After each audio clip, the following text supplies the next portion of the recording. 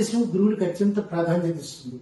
గురువుని ఎలా గౌరవించాలి అనేది మన అంబేద్కర్ చూసి నేర్చుకోవాలి. ఆదర్శి గురువు విషయం. ఎందుకంటే అవకాశం వచ్చిన ప్రతిసారి కూడా ఆయన గురువుని ప్రస్తావన చేసేవాడు.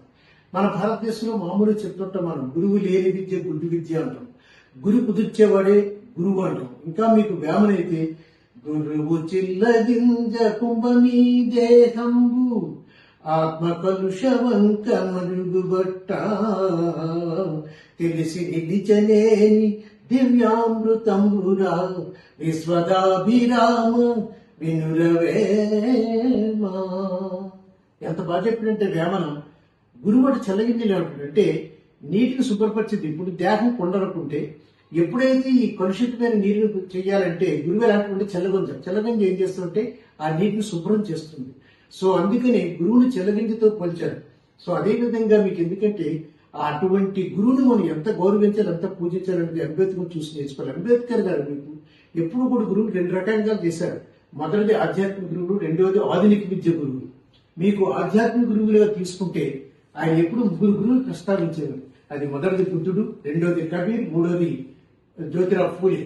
వాళ్ళని ఎందుకు ప్రస్తావించేవారంటే మీకు అంబేద్కర్ కుల విషయంలో సతమతమైపోయి నలిగిపోయారు, విసిగిపోయారు. అందుకని ఆయన ఏంటంటే ఈ కుల విషయాన్ని అణచివేయాలనే ప్రయత్నం చేసిన ఈ ముగ్గురు గురువులు, అది బుద్ధుడు కావచ్చు, కబీర్ కావచ్చు, జ్యోతిరావు ఫూలే, వాళ్ళ ముగ్గురు కూడా ఈ కుల వివక్షను అణచివేయాలనే ఉద్దేశంతో ఎప్పుడు కూడా బోధన చేశారు. సో అందుకనే వాళ్ళ గురువులుగా తీసుకున్నారు. అదే విధంగా మీకు ఆధునిక విద్యలో కూడా అతని గురువులు ఎంతమందిని ప్రస్తావించేవారంటే ఆయన చదివిన న్యూయార్క్ లోని, అదే అమెరికా దేశం న్యూయార్క్ లో ఆ Columbia University, London School of Economics, అక్కడ ఉన్న ప్రొఫెసర్లు ఎంతమంది అతను ప్రభావితం చేశారో వాళ్ళందరి గురించి చెప్తుండేవారు.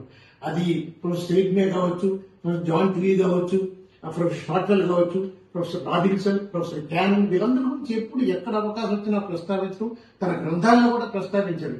ఆ గురువులను ఎంతగా ప్రభావితం చేశాడని.